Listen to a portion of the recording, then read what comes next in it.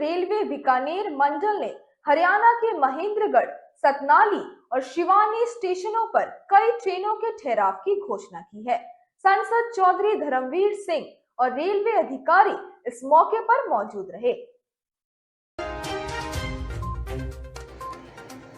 उत्तर पश्चिम railway Bikaner मंडल ने हरियाणा के महेंद्रगढ़, सतनाली और शिवानी रेलवे स्टेशनों पर कई ट्रेनों के ठहराव घोषित किए हैं।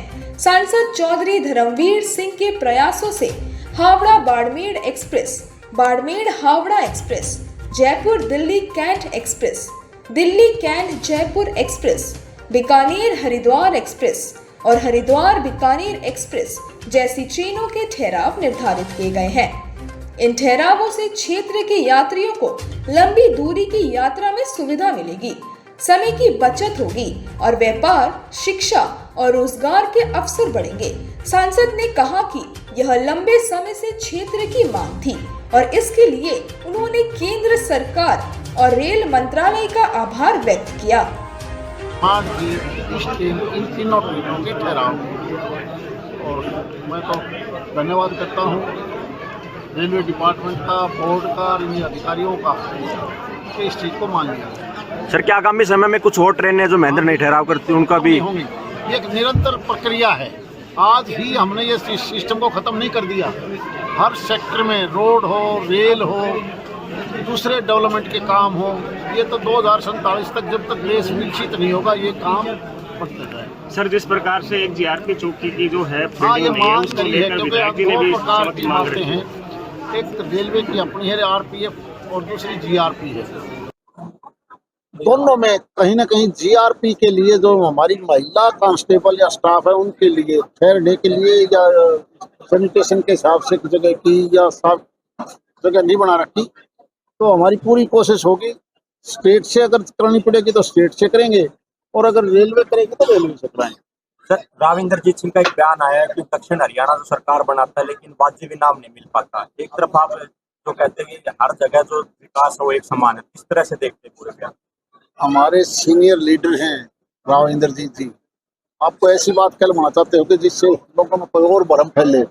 वो केंद्र में मंत्री हैं और हमारे सबसे सीनियर लीडर हैं, सबसे सीनियर। अब वो पुरजोर पूरी कोशिश करते हैं कि देश और प्रदेश का निरंतर विकास। सर, एक लॉजिस्टिक हब है महेंद्रगढ़ में, उसको लेकर जो धरना है वो शुरू किया गया है ग्रामीणों द्वारा। उसमें जो भूमि जो दी गई है उसके अंदर कथित तौर पर कोई घोटाला हुआ है, नोटिस में इस तरह की बात कही है। सर, आप उस कमेटी के अंदर किस तरह से देखते हैं? नहीं, मेरे नोटिस में नहीं है, लेकिन इतना है जब भी रेल और रोड प्रदेश की सरकार अपनी सड़क बनाए या डेवलपमेंट करे और केंद्र भी कोई डेवलपमेंट करता है तो जो डिस्ट्रिक्ट लेवल पर जो तय होता है जमीन का, उसको आप मार्केट रेट कहो, कलेक्टर रेट कहो, जो प्रदेश तय करता है उसको भारत सरकार पैसा देती है। जब नेशनल हाईवे ने वो सड़कें बनाई तो जो तय किया कलेक्टर रेट, हमने वो पैसा दे दिया। अब वो उन्होंने कम तय कराया या ज्यादा कराया, ठहराव किया गया और कहाँ का ठहराव किया गया? आज जो है घोषणा की गई है 12/323/24 बाड़मेर हावड़ा की, उसका ठहराव महेंद्रगढ़ दिया है। उसके अलावा 19/701 702 का ठहराव, इस गाड़ी का नाम सैनिक एक्सप्रेस है, उसका सतनाली ठहराव दिया गया है। और 14/717 718 बीकानेर हरिद्वार, उसका ठहराव शिवानी दिया गया। तो लगभग कितने लोगों को सुविधा मिलेगी, किन किन प्रदेशों से गाड़ियाँ ऊपर?